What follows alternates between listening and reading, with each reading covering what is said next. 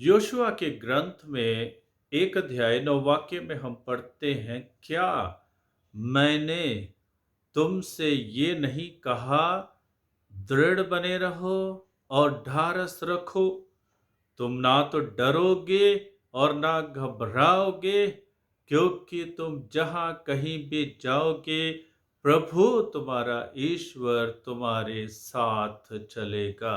Hallelujah, hallelujah. यही हमारा दृढ़ विश्वास होना चाहिए कि प्रभु हमारे साथ चलेंगे। प्रभु कहते हैं घबराने की जरूरत नहीं है, डरने की जरूरत नहीं है, दृढ़ बने रहने की आवश्यकता है, क्योंकि मैं अपने अपने विजयी दाहिने हाथ से तुम्हारी रक्षा करूंगा, तुम्हें भी विजयी बनाऊंगा और तुम्हारे साथ साथ चलूंगा। हमें दृढ़ रहने की आवश्यकता है, हमें स्थिर रहने की आवश्यकता है। स्थिरता एक सार्थक एवं अनुशासित जीवन का आधार है। दृढ़ता एवं ढारस इसके दो पहलू हैं। कोई भी बात या कदम हल्के में जब उठाए जाते हैं, ज्यादा देर नहीं चलते हैं। दृढ़ता ही सफलता का आधार है। जो दृढ़ होते हैं वही सफलता प्राप्त करते हैं। जो अपने ईमान में पक्के होते हैं वही अपनी मंजिल को प्राप्त करते हैं। वही प्रभु के चरणों में अपने आप को बारंबार समर्पित करते हैं, ताकि उन्हें प्रभु का सामर्थ्य प्राप्त हो सके, ताकि उन्हें प्रभु की शक्ति प्राप्त हो सके, ताकि उन्हें प्रभु का प्रेम मिल सके, ताकि उन्हें प्रभु की क्षमा मिल सके, ताकि उन्हें प्रभु का सहारा मिल सके और वे अपनी मंजिल तक पहुंच सके। दृढ़ विचार, दृढ़ उद्देश्य, दृढ़ संकल्प, दृढ़ चाल उद्देश्य की पूर्ति में सहायक होते हैं। जब दृढ़ता है और ये पूर्ण विश्वास है कि प्रभु ईश्वर हमारे साथ साथ चलते हैं, तब ना तो घबराने की जरूरत है और ना ही डरने की आवश्यकता है। डर व घबराहट बहुत गंभीर बाधाएं हैं हमारे जीवन में। जो भी व्यक्ति किसी बात को प्राप्त करने की ठान लेता है, उससे डर या भय रोक नहीं सकता है। जीवन की उद्देश्य की प्राप्ति के लिए दृढ़ता की जरूरत है, धैर्य रखने की जरूरत है और साथ ही साथ प्रभु में पूर्ण विश्वास रखने की जरूरत है। और विश्वास जब हम लोग प्रभु में करते हैं, अपने आप में करते हैं, हम हर मंजिल को अपने जीवन में प्राप्त कर सकते हैं। हम कई ऐसे व्यक्तियों को जानते हैं जो डर के कारण सफलता प्राप्त नहीं कर पाते हैं। हमारे आस पड़ोस में ही कई लोग रहते हैं जो डरते हैं, भयभीत हो जाते हैं और अपनी मंजिल तक पहुंच नहीं सकते हैं। जब मैं दिल्ली में नई नई स्वचालित सीढ़ियों की शुरुआत जब उनकी हुई थी और उनमें मैं भी पहली बार चढ़ा था, तो मेरे सामने एक औरत थी और उसके हृदय में डर और घबराहट थी। वो अपने पाँव को स्वचालित सीढ़ियों पर रख नहीं पा रही थी और एक बार पैर रखा भी तो वहीं पर गिर गई, लेकिन काफी प्रोत्साहन मिला।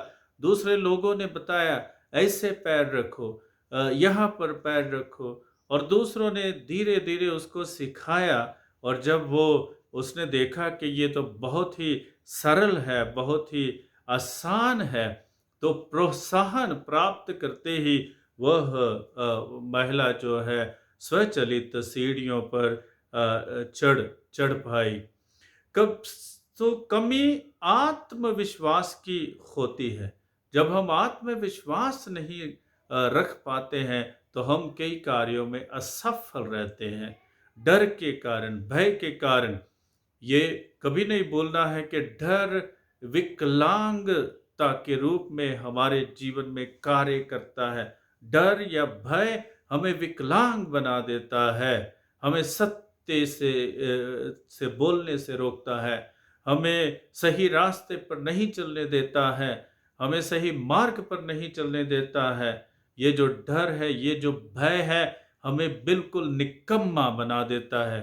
लेकिन जब हम निडर होते हैं, दृढ़ होते हैं अपने विश्वास में, मंजिल की तरफ दौड़ते जाते हैं, भागते जाते हैं, तो तब हम घबराते नहीं हैं, हम सत्य की राह पर चलते हैं।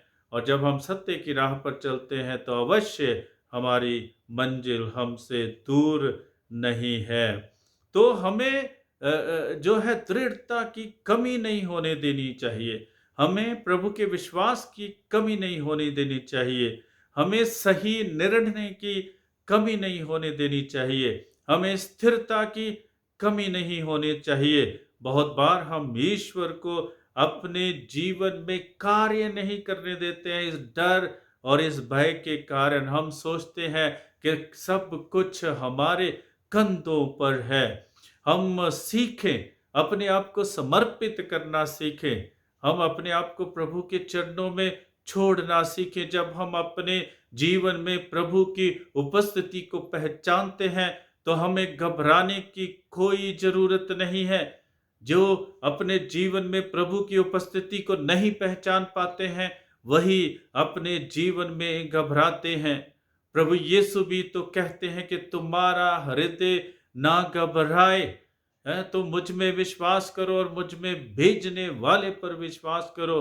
और जब तुम पूर्ण विश्वास करोगे, तुम अपनी मंजिल को, अपने उद्देश्य को प्राप्त कर सकोगे। आगे हम उन पर और पिता ईश्वर पर विश्वास करने का आह्वान प्राप्त करते हैं, उनके पीछे चलने का आह्वान प्राप्त करते हैं। तो विश्वास में दृढ़ता हमें हर मुश्किल का सामना करने के योग्य बनाती है।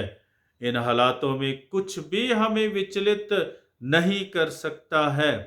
जब हम लोग मुश्किलों से गुजर रहे होते हैं, कठिनाइयों से गुजर रहे होते हैं, समस्याओं से गुजर रहे होते हैं, और जब हम लोग कई प्रकार के संघर्षों से गुजर रहे होते हैं, तो हम प्रभु के हाथ को अपने जीवन में देखते हैं। और जब प्रभु का हाथ हमारे जीवन में कार्यरत रहता है, तो हमें हमारी मंजिल पर पहुंचने से कोई भी नहीं रोक सकता है। तो इस वचन को जब हम अपने आप में घर बनाने देते हैं, गहराई से इस पर गौर करते हैं, सभी बंधनों को तोड़ने में हम समर्थ हो जाते हैं, सक्षम हो जाते हैं। हर प्रकार के नकारात्मक बंधन प्रभु की कृपा से हम लोग तोड़ने में सक्षम हो जाते हैं, और प्रभु हमारी रक्षा करते हैं और हमें किसी प्रकार की भी हानि नहीं होने देते हैं। मुझे अंधकार से बहुत डर लगता था। मैं रात को कभी निकलता नहीं था बाहर, और एक जगह मैं कार्यरत था, और वो काफ़ी अंदर थी जगह, जहाँ पर बसें कम जाती थी। और एक दिन मैं लेट पहुँचा, रात 10 बजे पहुँचा। अभी मुझे 5 किलोमीटर चलकर अपनी मिशन पर जाना है, और जहाँ पर मैं रहता था, और मैंने सोचा अभी क्या करूं, कोई साथ भी नहीं है। लेकिन मन में एक ही विचार किया कि प्रभु मेरे साथ चलते हैं।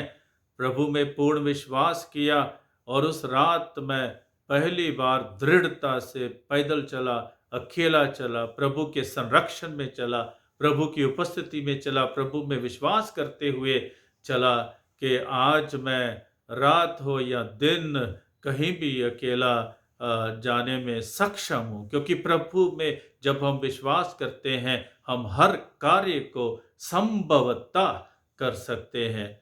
तो प्रिय भाई और बहनों, हमें समझने की आवश्यकता है, प्रभु के आह्वान को पहचानने की आवश्यकता है।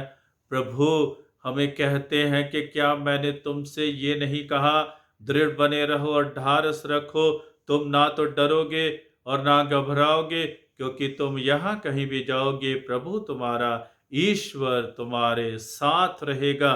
आइए हम उन शब्दों को गुनगुनाएं और प्रभु से कहें कि वे हमारे साथ हमेशा चलते रहे। संग संग चलो प्रभु जी मेरे, संग संग चलो प्रभु जी मेरे, संग संग चलो प्रभु जी मेरे, संग संग चलो प्रभु जी मेरे। ईश्वर सबको आशीष प्रदान करे।